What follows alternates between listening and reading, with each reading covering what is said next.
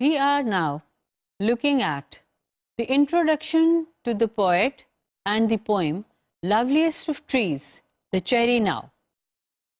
This poem is written by Alfred Edward Houseman, and who is usually known as A. E. Houseman.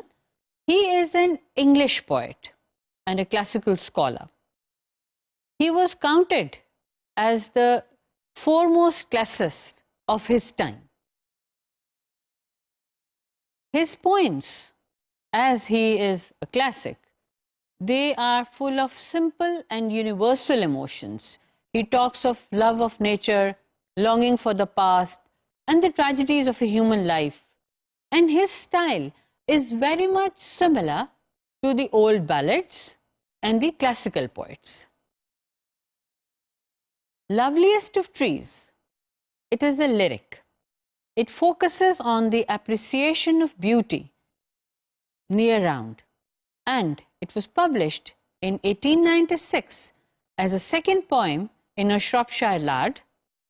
This is one of the finest examples of Houseman's lyrical poetry. The Shropshire woodland is a rural setting, and the springtime is a beautiful sight. And the cherry tree, it is a beautiful example of nature to look at in the springtime. We are looking at the stanza 1 of the poem Loveliest of Trees, The Cherry Now. We will look at some of the difficult words and then we will paraphrase or explain this stanza. Okay. First of all, the word is loveliest. Loveliest means the most beautiful. Please remember that this word loveliest is not being used for a human being but for a tree. Hung with bloom. It means that this tree, it is in full bloom and there are flowers on the tree and they are bending with these flowers. Ride is a path which the poet is covering.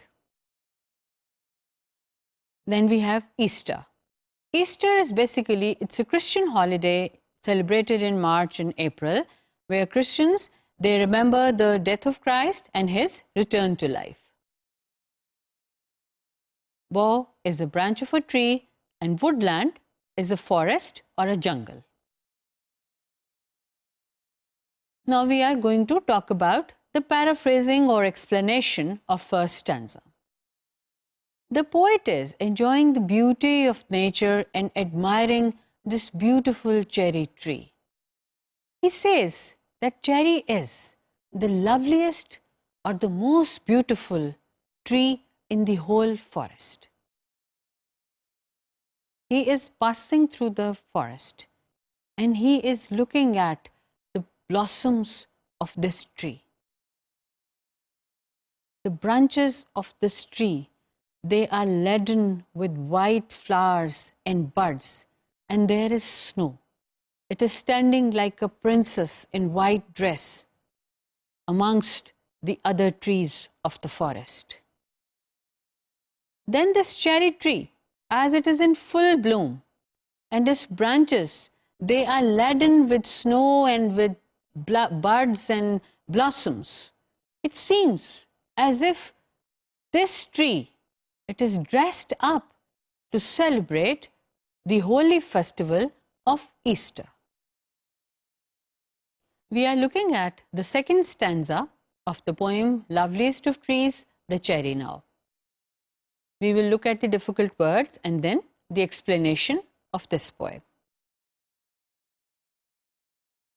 70 years and 10. It means 3 sets of 20 years and 10 years, which makes 70 years. Then we have the word score. It means 20. And 70 springs, it is referring to the 70 years of poet's life. Here the poet is talking about the past 70 years of his life. He says that the first 20 years, they are not going to come back. They are a loss for his life. The rest of the 50 years, he has enjoyed the beauty of the cherry tree and enjoyed the blossoms. He says, when he was 20, he fell in love with this beautiful cherry tree. At present, he is 70. So, he enjoyed the beauty of nature and the beauty of this cherry tree for 50 years. But this 50 years, it seems very little time for him. He repeats that the first 20 years, they are not going to come back. And as I've said, these 20 years, he feels they are a kind of a loss for him, as he did not look at the cherry in those years. He expresses his personal concerns about the passing of his youth and the way he used to enjoy the nature. He is nostalgic about past, and he is still thirsty of the youthful pleasures. He is expressing the sadness that he has now less time to enjoy the beauty of the nature. He wants to prolong the period of his life so that he can enjoy the loveliness of this tree.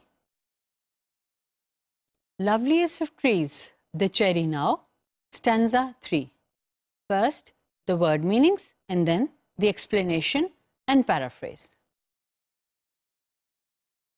In bloom, it means that in full swing, full of flowers, full of buds. Little room, short life, short time. Hung with snow, it means loaded with snow.